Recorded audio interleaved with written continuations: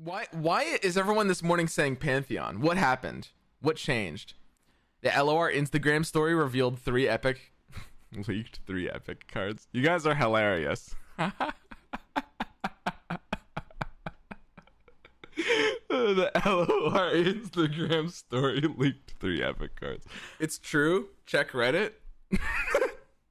wait a second. The LOR Instagram story. Riot Games Instagram page accidentally leaks art for 4 new epic cards and stat lines. Oh god, it is gonna be Pantheon. God damn it. The Riot Games Instagram story. New rewards available for December. Prime Gaming. Oh wait. Hang on. This is actually true. Alright, we've got 4 new arts. Enhance. Okay, so this is a Yordle. It's a 6-mana 4/5 Noxus epic. We don't know what it does yet, but it looks like a little piece based on the art. This one's a 6-mana 3/5 Ionia epic. So looks like a pretty standard epic card to me, to be perfectly honest. No, that sounds about right, actually. This one's a 6-mana something 4. Now, if you look real close, if we're gonna be detectives about this, you can actually see that this is a 6-mana 6/4. If you enhance even further, you can notice the slight curvature. You can see just enough of this. There's a tiny curvature to the white outline here that this is a 6. It's a 5/4. Wait, why are you guys saying 5? Am I stupid? That looks like a 6 to me. What? That doesn't look like a 5 at all. It's a 6/4, guys, clearly. Or it could be a 0/4, actually. You got me there. There's a curve. Okay, anyway, it's reveals time, guys. Let's stop trolling. Here we go. The Targon cards revealed right now. Okay, Saga Seeker is faded. A new keyword. Literally no idea what that means because I was too busy trying to discern the amount of pixels on that other thing, and I actually didn't see anything else. Okay, so what the hell does faded mean? It's looking like it's Pantheon instead of Yuumi. Roy's prediction is looking like it might not be right here because the Targon cards today are definitely very, very Pantheon themed, like extremely Pantheon themed. Okay, we got Eula, which is a 3/3/3 play. Give an ally spell shield and overwhelm this round. That brings back good memories. Good old spell shield and overwhelm. Who doesn't like spell shield and overwhelm? Lee Sin. Yeah, no, this could be somewhat cute for Lee Sin, I guess. We got Blinded Mystic, a 4-mana 3/2 play. Grant an ally +1/+1, as well as silence an enemy follower. Just kind of permanently silence an enemy follower, huh? Okay. Yeah, no, that sounds good. I mean, at 4 mana, this is definitely going to be a little bit clunky. I think like people are going to compare this to Equinox, but Equinox is pretty much going to be better. Wounded White Flame, we got another Targon Dragon, a 3-mana 2/4 Fury Faded. All right, now it's time to figure out what this faded keyword actually does, because I unfortunately does it are they not saying they don't? There's not another post. No fadeds. Do we wait? Do we know what faded does? Nobody knows yet what faded does. They haven't shown us yet. All right, that's troll. Okay, guys, we've got to guess. What could faded do? Faded. Okay, it's a 1-mana 2/1 faded Saga Seeker, or a 3-mana 2/4 faded Wounded White Flame. I mean, it could be like gaining attack with those stat lines. It could be something. Faded is like they appear in your opening hand, or that you draw.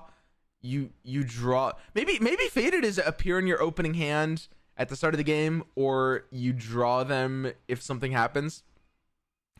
It literally has an HP symbol on it.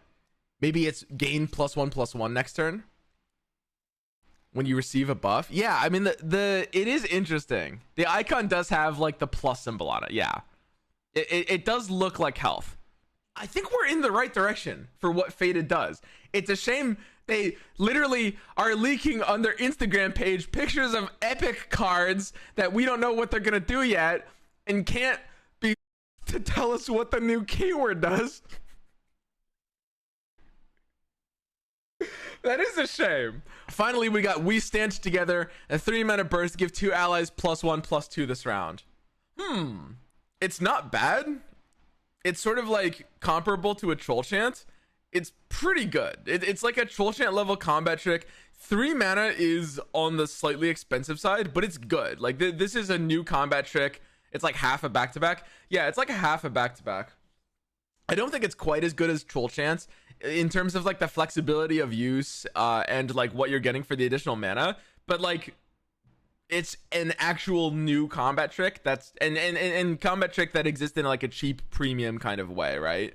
Like this card is pretty good. I don't know exactly how often it's going to be used, but it's solid. It's definitely something that's on the competitive level for any Targon deck that's looking for combat tricks, right? Like you probably wouldn't be able to find it in like a Lee deck, probably Pantheon deck. Yeah, there's a good chance that Pantheon will have synergy to this. And we're getting all the same cards, but yeah, there's no way to see what Faded actually does. Is this what they're doing now? They realized that there wasn't enough expansion, there wasn't enough reveal season hype. So instead of teasing like Pantheon, now they've got to tease entire goddamn keywords too. Like, they're just not going to tell us what this does until tomorrow. Faded won't be revealed until set 3. Do we have confirmation? Is this it? Faded. They remembered. Oh, thank God. New keyword Faded. The first time each round an ally card targets me, grant me +1/+1. Woo! Holy. The first time each round, it's a grant +1/+1 every time it gets targeted once around. On these stat lines, a 1/1/2 and a 3/2/4 dragon. That is insane. Holy shit. All right, that's pretty crazy. And yeah, I mean, it can be targeted by anything. Like obviously gems have a pretty good synergy for that. This is actually insane. This is actually insane as a keyword.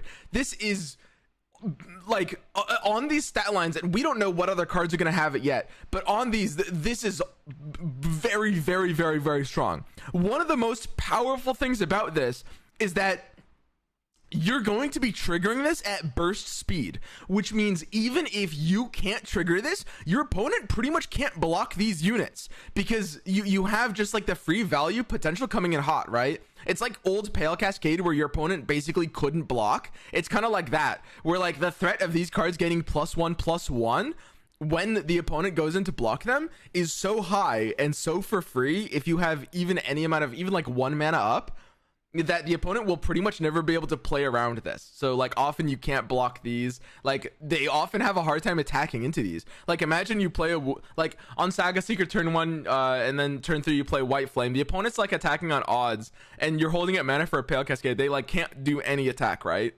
Like that's so huge. They allow you to control so much of the early game.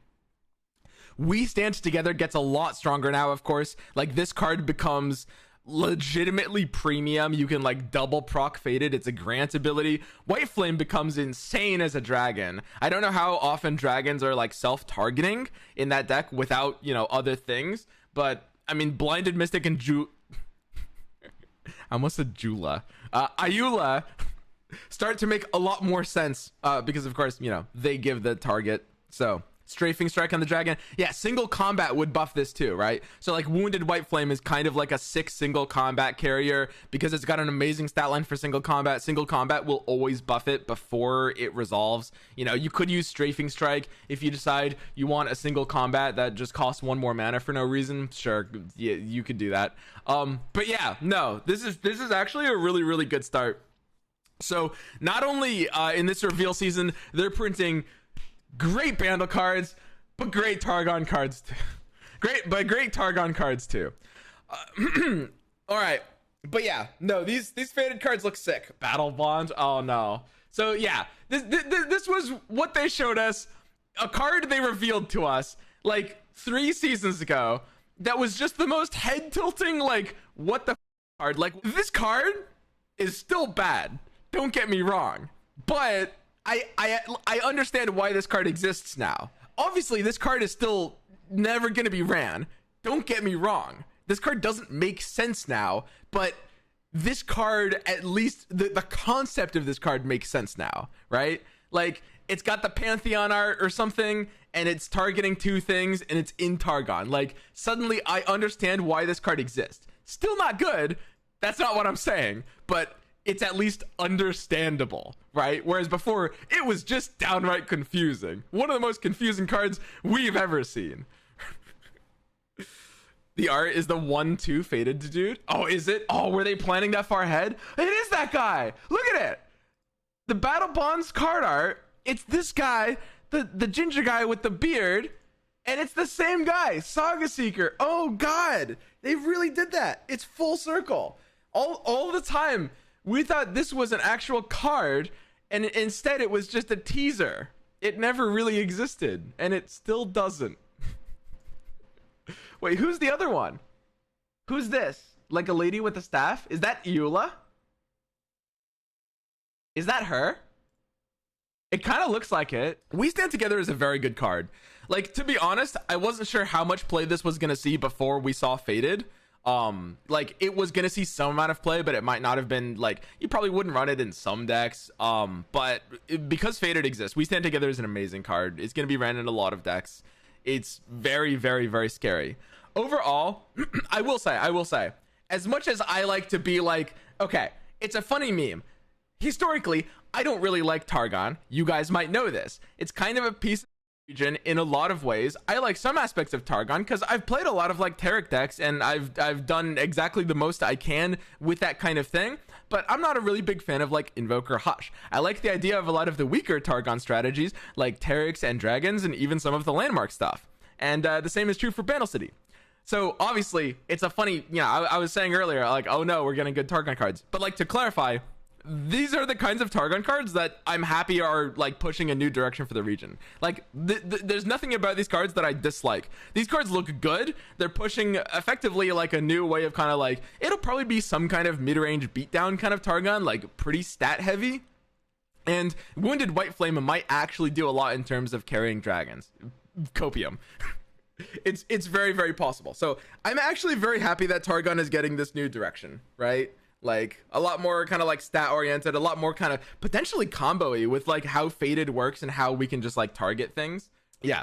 So for the most part, we have to ask how Faded, shouldn't supports work? No, I think supports don't count as targeting. That's a good question, but I think we know based on like, for example, like Auction, there's like I think there has been some effects in the game that make it not count as targeting. I think Tarek should count. If Tarek was buffed by a spell and clones the spell, then yeah, Tarek would count. Exactly. Moonsilver, no, it wouldn't work in hand. But yeah, there's actually a lot you can do with this keyword. I think like a lot of you guys were saying it's kind of flat and kind of boring. And yeah, I mean, it's simple, but it has a lot of implications. For the most part, immediately where my mind goes on Faded, and there are a lot of ways to build this, and it's going to completely depend on the rest of the cards, and it's going to completely depend on Pantheon and how he works and how he interacts with Faded. But immediately what I'm thinking is Demacia does look like that very obvious pairing with like these cards and the synergies for a lot of reasons. I mean, if you're in the dragon, then dragons have, Demacia naturally. But even if you're not in the dragons, like single combat is obviously very synergistic with these cards because the Faded should proc before single combat is able to go off. Demacia has a lot of self targets in general, like Sharp Sight will be a +3/+3. And of course, one of those will be a grant. One of them will be permanent, right? But most importantly, one of the things that makes Demacia, I think, a pretty good pairing with this, that might not be immediately obvious. Yeah, obviously they have a lot of the targets, so it makes sense. Even like Bright Steel Protector, stuff like that would also just happen to grant +1/+1 when you plop a Bright Steel Protector down. Like, imagine Saga Seeker turn 1, the opponent's playing an aggro deck, they develop into turn 2, you Bright Steel Protector. Well, the opponent just kind of lost. They have no turn 2 attack, and your 1-mana card is a 2/3. The opponent literally loses that game. Aggro matchup against Saga Seeker Brightsteel, they're attacking evens, they develop on 2, they lose, right? That's huge. That'll happen a lot. But Demacia has all those. The thing that Demacia has that might be more important than any of those is rallies, because when you have like a lot of stat lines, you need to be able to, in Runeterra, turn those stat lines into win conditions, and rallies do a good job of doing that, right? So yeah, Faded in this way makes a lot of sense with Demacia. for sure. The way Saga Seeker works means that you're really going to want something that's going to be able to pretty reliably trigger this card on turn 2. This is like the biggest deal. If you want to build around Faded, you're gonna want something that can trip Saga Seeker on turn 2. So think about Fortune Croaker. Fortune Croaker is hilarious. Yeah, Fortune Croaker triggers this on turn 2. There's so many ideas you can do with Faded, right? It's a very interesting keyword, and I'm really interested to explore it more. I don't know. What do you guys think? What else can we do with Faded, right? Chain Vest. I dig Chain Vest. I'm gonna be perfectly honest. You guys might know this about me. I slap Chain Vest in a lot of decks. So many of like my Fiora Shen versions have run like one Chain Vest. Like Chain Vest is actually one of my favorite cards in the entire game. You guys thought I liked Fiora? No, I was just looking for an excuse to run Chain Vest.